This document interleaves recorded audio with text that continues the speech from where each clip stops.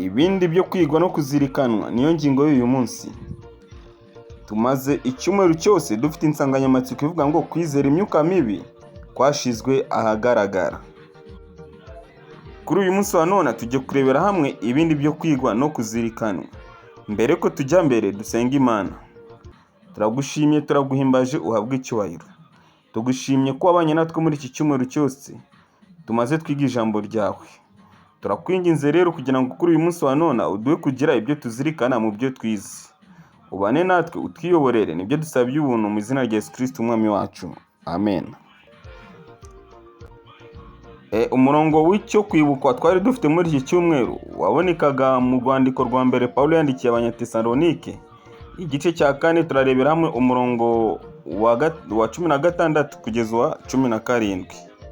Kuko umwami ubwo azaza amanutse ava mu ijuru, aranguye ijwi rirenga, hamwe n'ijwi rya marayika ukomeye n'impanda y'Imana. Nuko abapfiriye muri Kristo nibo bazabanza kuzuka. Maze natwe abazaba bakiriho basigaye duhereko tujyananwe nabo, tuzamuye mu bicu gusanganira umwami mu kirere. Nuko rero tuzimana n'umwami iteka ryose. Nyamara tuzirikane ko ibi byigisho tumaze icyumweru twiga byari bishingiye cyane mu gitabo cy'intambara ikomeye, igice cya 31 kugeza igice cya 34. Twagiye twibanda cyane ku byerekeye n'uburyo kwizera imyuka mibi kwashizwe ahagaragara. Turebera hamwe ibishuko Satani akomeza gutera mu bantu, aho abantu bizera ko abapfuye bashobora kongera kugaruka bakongera bakavugana n'abantu bazima. Aho Satani afite igishuko gikomeye cyane yashize mu bantu yuko ubugingo bw'umuntu budapfa, ahubwo hari ukundi kuntu bugenda bugahinduka. Twagiye tubona ibishuko bya Satani bikomeye cyane, aho ubugingo bw'umuntu w'umukiranutsi bivugwa yuko iyo umuntu apfuye ari umukiranutsi, ubugingo bwe bugenda bukaba ahantu mu ijuru. Nyamara wapfura umunyabyaha, ubugingo bwawe bukagenda bukababazwa ahantu ikuzimu. Ibi byose twasanze ko ari ibinyoma Satani akoresha kugira ngo ashuke ubwoko bw'Imana. Twabonye uburyo Satani nawe afite ubushobozi bwo gukora ibitangaza, kandi abantu ba Satani bakora ibitangaza bakiyitirira ko ari Kristo ubikoze. Twasanze yuko abantu b'Imana bakwiye kwiringira ijambo ry'Imana gusa, kuko niryo ririmo ukuri. Twabonye kandi ko umuzuko ari umwe uzabaho igihe Kristo azaba agarutse, ubwo abizera Kristo bazazuka basanganire Kristo mu kirere. Twabonye yuko iyo umuntu apfuye nta handi hantu ajya uretse kuba aba asinziriye, kuko yizeye ko azazuka iyo ari umukiranutsi Kristo nagaruka. Kubw'ibyo rero twabonye ko abanditsi ba Bibiliya bakoresheje urupfu barugereranya no gusinzira. Abapfuye rero ngo nta migambi baba bagifite, nta n'icyo baba bagitekereza, uretse ko baba bategereje umuzuko ubwo Kristo azaba agarutse. Ibindi byo kwigwa no kuzirikanwa rero, hari igitabo giherutse gusohoka cyanditswe na Lee Strobel cyitwa The Case of Heaven, cyangwa se mu Kinyarwanda ibyo mu ijuru. Kivuga ko iyo umuntu apfuye akomeza kubaho afite ibitekerezo bizima nk'iby'umuntu utaranogoka. Kandi muri icyo gitabo harimo urugero rw'umukobwa wari hafi kunogoka mu gihe yabagwaga umutima. Wavuze ko yabonye musaza we nyuma yo gupfa. Ibyo byaramutangaje cyane, kuko nta musaza we yagiraga. Ubwo yaramaje gukira yabibwiye se, maze se amubwira yuko yigeze kugira musaza we, ariko akaba yarapfuye mbere yuko uwo mukobwa avuka. Lee Strobel, The Case of Heaven, paji ya 69. Strobel ahamaganye no guhuza igitekerezo kivuga ko umuntu ahita ajya mu ijuru akimara gupfa n'inyigisho igaragara ya Bibiliya ivuga ko ubwo Kristo azaba agarutse aribwo abakristo bazahabwa ingororano zabo ziheruka. Bene data, dukwiye guhagarara ku kuri tugahakana inyigisho zigaragaza ko ubuzima bw'umuntu bukomeza iyo amaze gupfa. Kandi kugira ngo duhamagane izo nyigisho nta kindi twakoresha uretse Bibiliya.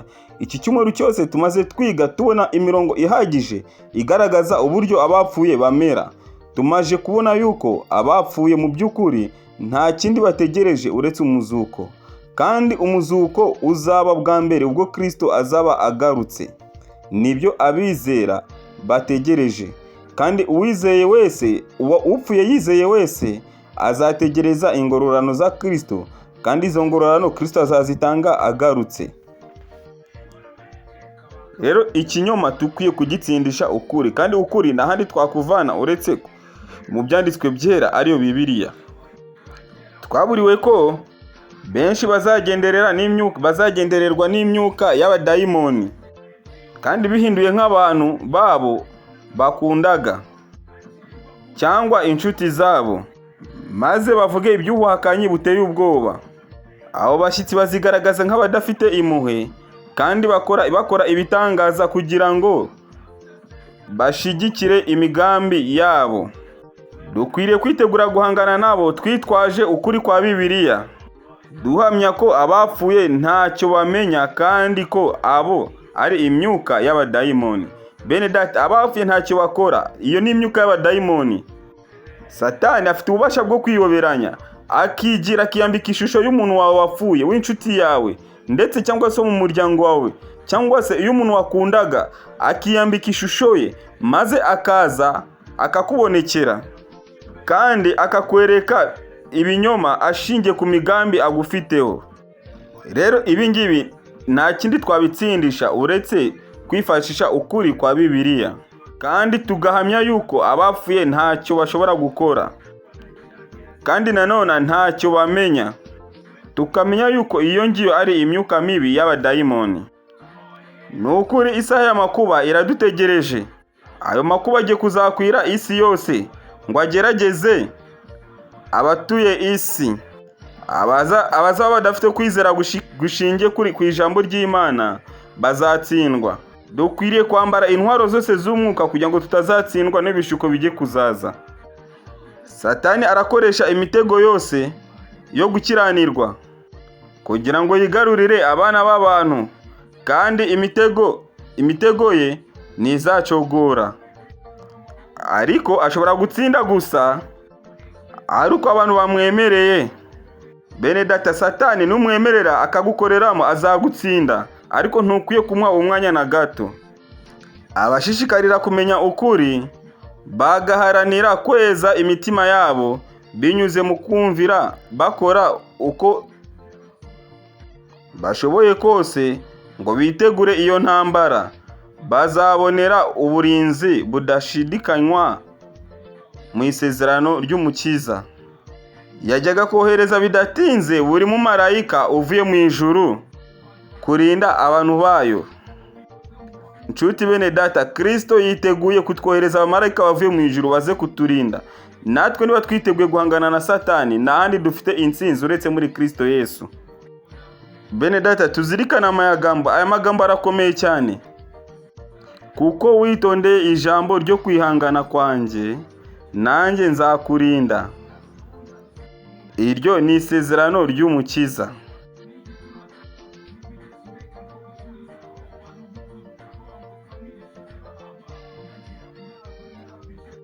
Kandi uwo mumarayika azaba aje kurinda abantu bayo, aho kugira ngo umuntu umwe gusa uyiringira atsindwe na Satani. Bene data, intambara si twe bo kuyirwana, Yesu yiteguye kuturwanirira. Yesu afite ingabo ziteguye kudufasha mu kurwanya intambara. Icyo dusabwa ni ukwemera Kristo tukamwizera nk'umucunguzi wacu. Kristo niwe mucunguzi wacu, kandi niwe murinzi wacu. Reka dusenge Imana dusoza icyigisho cyacu. Turagushimye, turaguhimbaje Uwiteka Mana ishobora byose. Tugushimiye ko wakomeje kubana natwe, tugushimiye kubw'amagambo tumaze icyumweru twiga. Tumaze kubona uburyo Satani azakoresha kugira ngo ashuke ubwoko bwawe, ariko tumenye yuko witeguye kuturwanirira.